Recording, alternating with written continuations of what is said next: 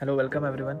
If you think giving up your hobbies to survive medical residency makes you a better doctor, the data that I'm going to share now proves you are actively destroying your clinical performance.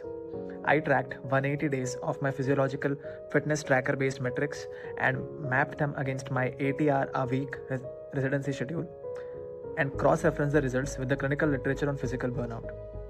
The findings are clear.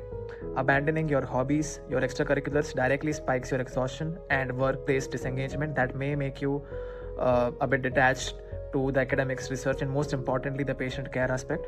And today I'm going to share a practical, data driven 3-pillar framework proving exactly how prioritizing intense cardiovascular exercise and hobbies like music can build an autonomic shield for you, improve your heart rate variability, which is a very important cardiovascular metric, and it guarantees your clinical mastery.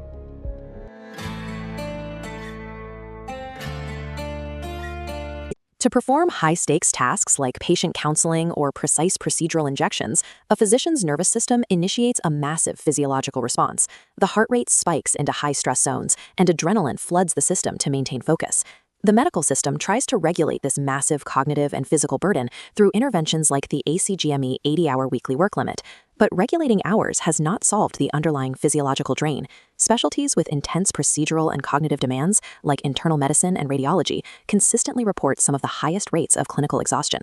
The standard advice given to residents surviving an 80-hour week is simple: maximize your sleep.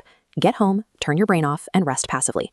The clinical data reveals a major flaw in that strategy. Physicians attempting to recover using passive, screen-based media or emotional withdrawal actually suffer the highest rates of depersonalization and exhaustion. Simply taking the clinician physically out of the hospital environment does not automatically turn off their internal stress response. Real physiological recovery requires an active, engineered intervention to step the nervous system down from clinical overdrive. We can measure this failure of passive rest by looking directly at a resident's continuous physiological tracking data. This chart plots a physician's daily cardiovascular strain and maximum heart rate over several months. You can clearly see the prolonged spikes generated by a heavy clinical caseload.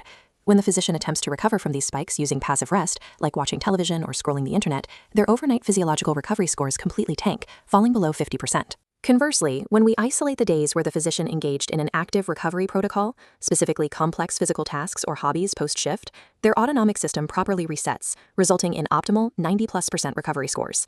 The total amount of time you spend off the clock is irrelevant if your nervous system remains stuck in a sympathetic stress state. You have to actively downregulate the system. To understand exactly which interventions work best, researchers conducted an extensive survey of over 2,500 US-based physicians.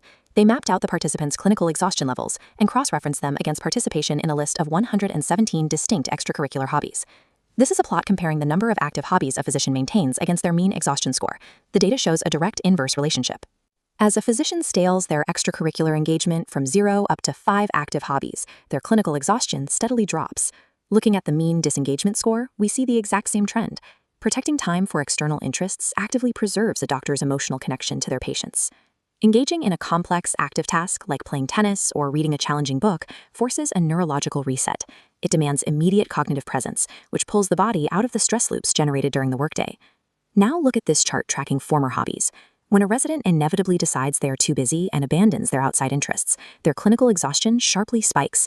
Maintaining a hobby during a grueling residency is a neurobiological necessity to keep the autonomic nervous system functioning properly. Shifting focus. This brings us to the most fiercely protected resource in any medical training program: sleep.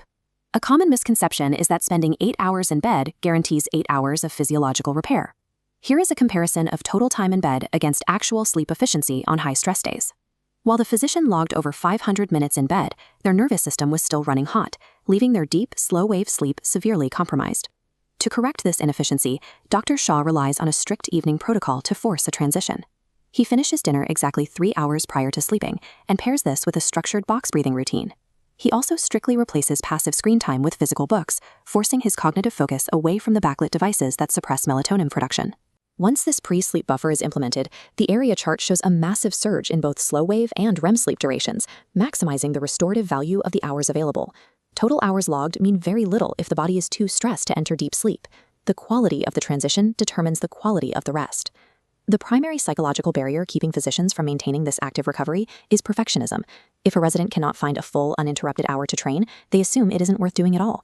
This all-or-nothing trap is exactly what drives the abandonment of hobbies and the resulting spikes in clinical burnout. The solution is a strategy called microleisure. You do not schedule massive gaps for recovery.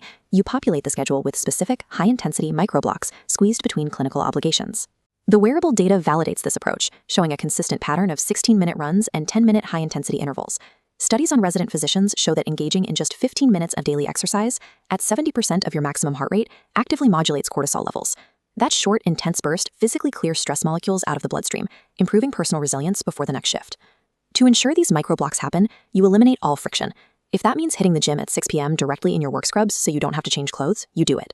When regulating the autonomic nervous system, high frequency and zero friction easily beat long durations. We can consolidate this data into 3 non-negotiable rules, designed specifically to offset the physiological toll of the 80-hour week. Rule number 1, establish the 3-hour buffer. Stop food intake 3 hours prior to sleep. Replace the screens with a physical book, and use structured breathing to step the nervous system down into a state capable of entering slow-wave sleep. Rule number 2, execute zero-friction microblocks.